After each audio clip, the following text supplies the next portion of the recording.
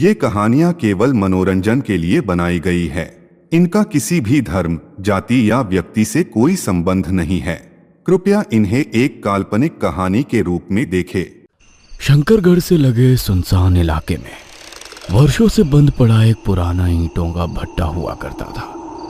कई साल पहले अचानक इस भट्टे पर अजीब और रहस्यमयी घटनाएं घटने लगी थी।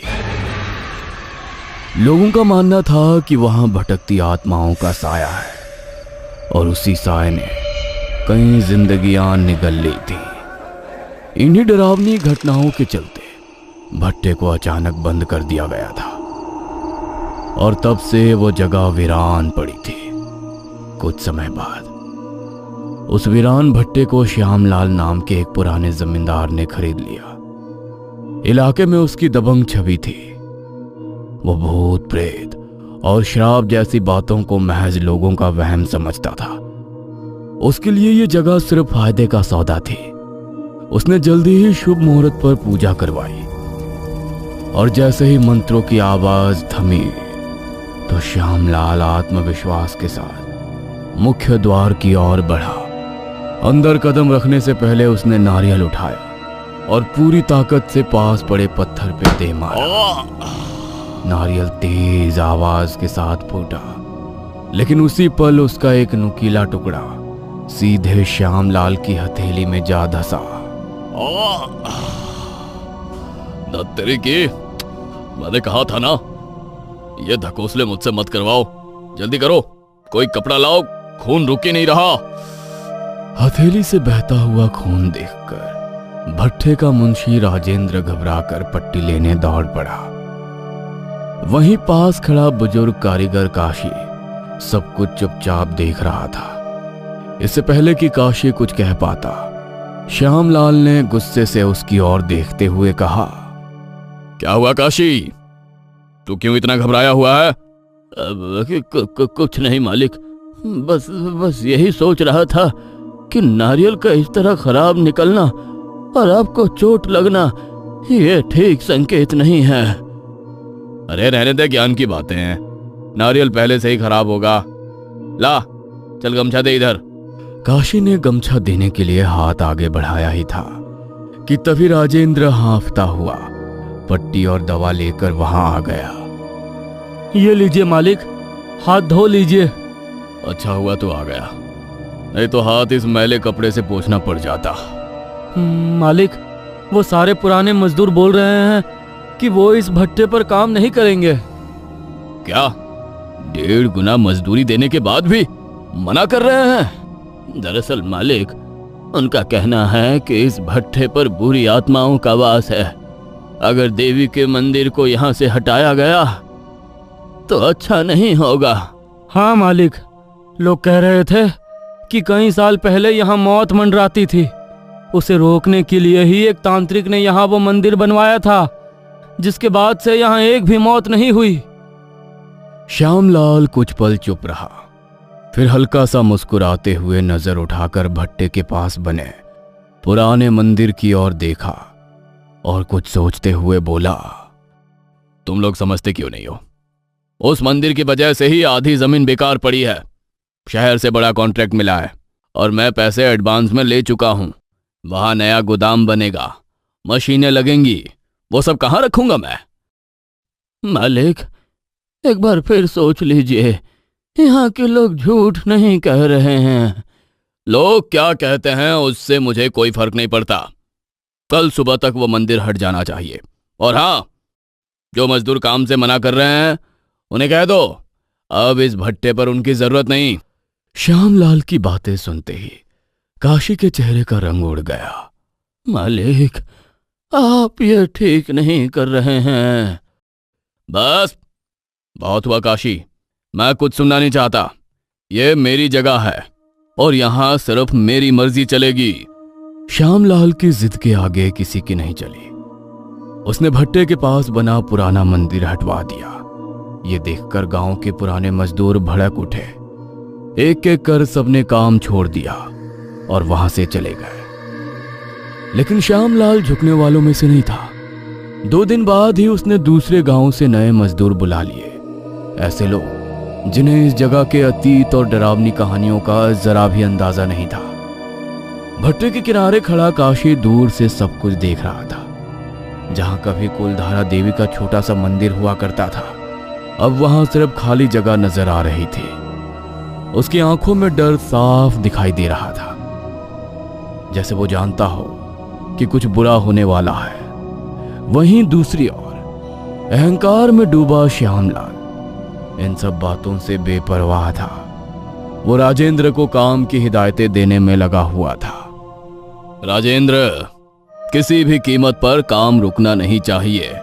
जी मालिक। भट्टे पर काम एक बार फिर पूरे जोश के साथ शुरू कर दिया गया। छेनी हथौड़ी की आवाज दूर तक गूंजने लगी। तकरीबन रात के 9 बजे के बाद जब काम रुका तो श्यामलाल राजेंद्र के साथ कार में बैठकर घर के लिए निकल पड़ा।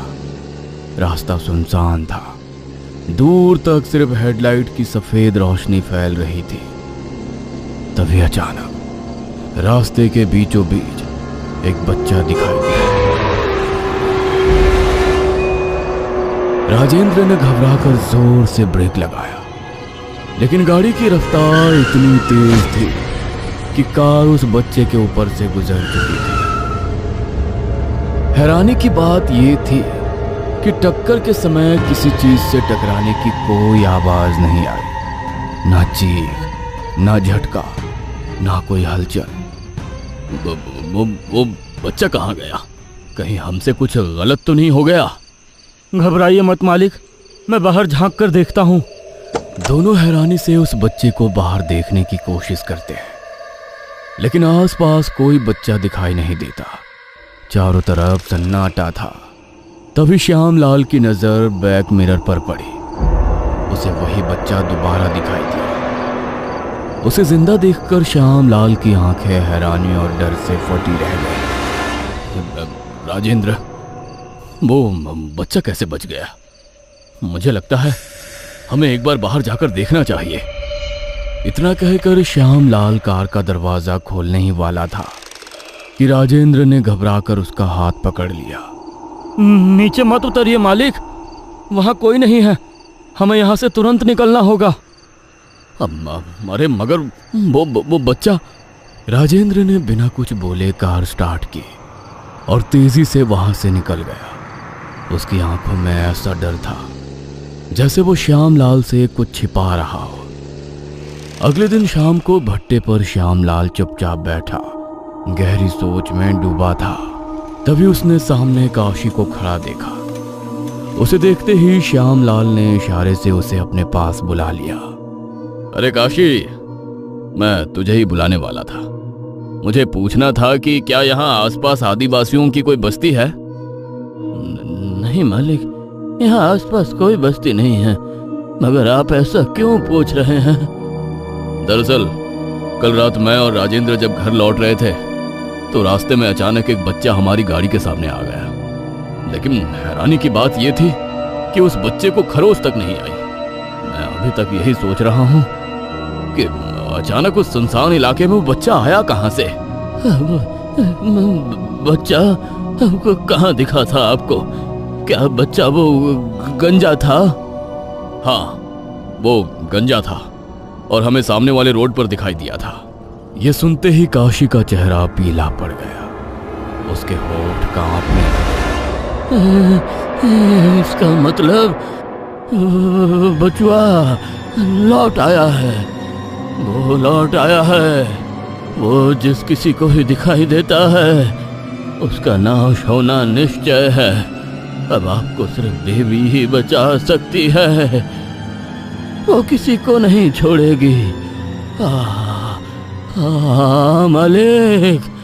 कहते कहते अचानक काशी लड़खड़ाया और जमीन पर गिर पड़ा। श्यामलाल ने तुरंत कुछ मजदूरों को आवाज लगाई। काशी, क्या हुआ? अरे कोई है? जल्दी कोई इसे अस्पताल लेकर जाओ। जी मालिक। कुछ मजदूर भागते हुए आए और उसे उठाकर तुरंत अस्पताल ले गए। पता नहीं अब इसे क्या हो गया, हमेशा बहकी बहकी बातें करता रहता है। श्यामलाल खुद में ही बड़बड़ा रहा था कि तभी राजेंद्र दौड़ता हुआ उसके पास आया। मालिक, गजब हो गया। भट्ठे की आग में झुलसकर 2 मजदूरों की मौत हो गई। क्या? ये कैसे हुआ? मालिक, जिस वक्त ये घटना घटी उस वक्त वहां आसपास कोई मौजूद नहीं था। ठीक है, तुम तुरंत पुलिस चौकी में खबर कर दो, तब तक मैं मजदूरों से पूछताछ करता हूँ। श्यामलाल तुरंत भट्ठे पे काम करने वाले मजदूरों के पास पहुंचा तो देखा सामने 2 जली हुई लाशें पड़ी थी। धुएं की गंध अब भी हवा में तैर रही थी। उसने दहशत भरे अंदाज में लाश को देखते हुए कहा, ये सब कैसे हुआ? मालिक, इस भट्टे पर कुछ तो गड़बड़ है। अक्सर रात के वक्त भट्टे की आग इतनी जोर से बाहर आती है कि जान बचाना मुश्किल हो जाता है। और क्या भीमा? इस भट्टे पर कभी कभी एक औरत और एक आदमी भी दिखाई देते हैं और उन दोनों के चेहरे बिल्कुल जले हुए होते हैं, जैसे अभी अभी आग में झुलसाए गए हों। मजदूरों की बातें सुनकर वहां सन्नाटा छा गया।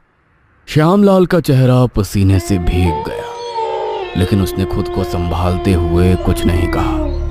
वो चुपचाप वहां से मुड़ा और अकेला ही घर के लिए निकल पड़ा। रास्ता सुनसान था। गाड़ी की हेडलाइट अंधेरे को चीरती हुई आगे बढ़ रही थी, लेकिन श्यामलाल का मन अब भी मजदूरों की बातों में उलझा हुआ था। तभी दूर सड़क पर उसे वही गंजा बच्चा फिर से दिखाई दिया। इस बार श्यामलाल के हाथ स्टीयरिंग पर हल्के कांप उठे। उसने नजरें चुराई और बिना रुके गाड़ी तेज कर दी। कुछ ही देर में वो जैसे तैसे अपने बंगले तक पहुंचा। गाड़ी से उतरते वक्त उसने सोचा कि ये सब उसका वहम हो सकता है, लेकिन सच ये था, उसके मन में अब डर ने स्थायी जगह बना ली थी। शायद ये सब मेरा वहम है, डर का असर है। अब भूत कुछ नहीं होते, सब बेकार की बातें हैं। लगातार हो रही अजीब घटनाओं ने श्यामलाल को भीतर तक डरा दिया था। अब उसे हर परछाई में वही बच्चा दिखाई देने लगा था, लेकिन इस बार वो अकेला नहीं था, उसके साथ कोई और भी था। उनका जला हुआ चेहरा देखकर डर के मारे उसने खुद को दूसरे कमरे में बंद कर लिया, जहां अब सिर्फ उसकी भारी सांसों की आवाज गूंज रही थी। तभी दरवाजे के पास उसे किसी की आहट सुनाई दी।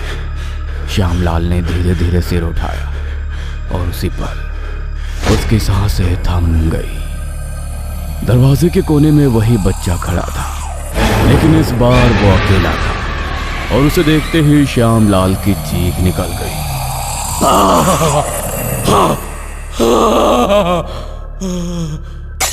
अचानक कुछ गिरने की तेज आवाज सुनकर एक नौकर दौड़ता हुआ अंदर आया।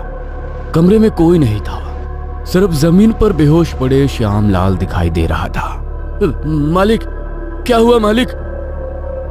कुछ दिनों तक वो बेहोशी की हाल में रहा और जब आंखें खुली तो उसने खुद को अपने बिस्तर पर पाया। कमरा वैसा ही था, लेकिन अब उसे हर कोना अजनबी लग रहा था। इसके बाद उसने सभी लोगों से कहा कि बिना इजाजत कोई भी उसके कमरे में कदम ना रखे। ना तो वो अब किसी से मिलना चाहता था और ना ही कहीं जाना चाहता था, बस घंटों तक अंधेरे में बैठा रहता। फिर एक दिन उसने राजेंद्र को बुलवाया। जब राजेंद्र कमरे में दाखिल हुआ तो ठिठक गया। उसने देखा सामने कुर्सी पर श्यामलाल बैठा हुआ था। उसके चेहरे पर दहशत की गहरी रेखाएं थी और आंखों के नीचे काले घेरे नजर आ रहे थे। वो बिना पलके झपकाए जलती हुई मोमबत्ती की लौ को घूरे जा रहा था। आओ, मैं तुम्हारा ही इंतजार कर रहा था। मालिक, अब आपकी तबीयत कैसी है? मुझे भला क्या हो सकता है चरना मामा? चरना मामा नाम सुनते ही राजेंद्र के चेहरे का रंग उड़ गया। उसकी आंखें डर से फैल गई और गला सूख गया। मालिक, ये नाम आपको किसने बताया? उसने। इतना कहकर श्यामलाल ने कमरे के अंधेरे कोने की ओर इशारा किया। और राजेंद्र की नजर जैसे ही उस दिशा में गई, उसका शरीर कांप उठा। बचुआ, ये नहीं हो सकता। सामने खड़ा वो बच्चा धीरे धीरे उसकी ओर बढ़ रहा था। बचा मालिक, ये मुझे मार डालेगा मालिक। अगले ही पल कमरे में एक भयानक चीख गूंजी और अचानक सब कुछ शांत हो गया। राजेंद्र की मौत के बाद श्यामलाल ने अगले दिन काशी को बुलवाया। कुछ देर बाद काशी कमरे में दाखिल हुआ तो सामने श्यामलाल को बैठा हुआ पाया। मालिक, आपको इतने दिनों बाद देखकर अच्छा लग रहा है। अब आपकी तबीयत कैसी है? जिंदा हूं काशी, मगर अब वो घमंड नहीं रहा। कई रातें मैंने इस कमरे में बंद रहकर उस बच्चे को देखते हुए गुजार दी, लेकिन फिर भी समझ नहीं पाया वो मुझसे क्या चाहता है। आखिर उस बच्चे का उस ईंट के भट्टे से क्या संबंध है? मैंने तुम्हें इसलिए बुलाया है क्योंकि मैं जानना चाहता हूं कि आखिर इन सब के पीछे का सच क्या है। मालिक, यह कुछ साल पुरानी बात है। तब इस भट्टे को बृजभान ठाकुर चलाता था, जो कि तंत्र मंत्र और काली विद्याओं पर भरोसा करता था। कहते हैं कि भट्टे नींव मजबूत करने और तरक्की के लिए बृजभान ने तांत्रिक के कहने पर एक बच्चे की भेंट चढ़ाई थी। और जब ये बात उस बच्चे के माँ बाप को पता चली तो बृजभान ने उन्हें भी जलते हुए भट्टे में झोंक दिया। वक्त बीतता गया और उन बेबस लोगों की आह धीरे धीरे एक भयानक श्राप में बदल गई। सबसे पहले बृजभान की अचानक रहस्यमयी हालात में मौत हो गई। दरवाजा अंदर से बंद था और उसके चेहरे पर ऐसा डर था जैसे उसने मरने से पहले कुछ खौफनाक देखा हो। उसके बाद एक एक करवे लोग भी अजीब परिस्थितियों में मारे गए, जिन्होंने पैसों के लालच में सच दबा दिया था। धीरे धीरे पूरा इलाका वीरान और डरावना हो गया। भट्ठा बंद हो गया। मजदूर बस्ती छोड़कर चले गए। बाद में इस जगह की शांति के लिए कुलधारा माता का एक मंदिर बनवाया गया। मंदिर बनने के बाद काफी समय तक सब शांत रहा, मगर जैसे ही आपने उस मंदिर को हटवाया वो पुराना श्राप फिर से जाग उठा। शायद ये मेरी जिंदगी की सबसे बड़ी भूल थी काशी, जिसे मैं सुधारना चाहता हूँ। लेकिन काशी, मुझे एक बात समझ में नहीं आई। भला इन सबसे राजेंद्र का क्या लेना देना था? और ये चरना मामा कौन है? वो बच्चा अक्सर मेरे कानों में उसका नाम बुदबुदाता है। बचवा राजेंद्र को चरना मामा कहकर बुलाता था। राजेंद्र उस समय सब जानता था, मगर पैसे और डर की वजह से राजेंद्र ने भी अपना मुंह बंद रखा। सच्चाई जानने के बाद भी श्यामलाल ने हार नहीं मानी। काशी की मदद से उसने उसी स्थान पर फिर से कुलधारा माता का मंदिर बनवाया। विधि विधान से मूर्ति स्थापित की गई और बचवा तथा उसके माता पिता की आत्मा की शांति के लिए पूजा करवाई गई। धीरे धीरे भट्टे का काम दोबारा शुरू हुआ। अजीब घटनाएं थम गई। कहते हैं सच को चाहे कितनी भी गहराई में दबा दिया जाए, वो एक दिन लौट कर आता जरूर है। और तब सिर्फ इंसाफ नहीं करता, बल्कि इंसान को उसके कर्मों का आईना भी दिखा जाता है। अगर आपको ये वीडियो पसंद आई हो तो इसे लाइक और शेयर करें। ऐसी ही वीडियोस देखने के लिए हमारे इस चैनल को सब्सक्राइब करें। तो मिलते हैं अगली वीडियो में।